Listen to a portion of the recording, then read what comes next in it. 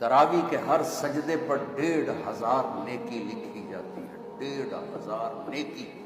اور ایک محل ملتا ہے جس کے 60,000 سونے چاندی کے دروازے ہوتے ہیں، اور رات کی تراویح اور دن کے روزے کے بعد 29ویں کی رات اللہ کہتا ہے جاؤ معاف کیا۔ شب قدر 5 راتیں ہیں، 21، 23، 25، 27، 29۔ 5 آپ لوگ تو جوان ہو، 5 راتیں جاگ لو، لیلۃ القدر مل گئی۔ ایک لیلۃ القدر مل گئی تو 83 سال کی عبادت سے زیادہ کا اجر ہے۔ کون ہے 83 سال مصلی پہ بیٹھا رہے؟ ناممکن ہے۔ اور ایک رات جاگ لو، 83 سال سے زیادہ کا اجر ہے۔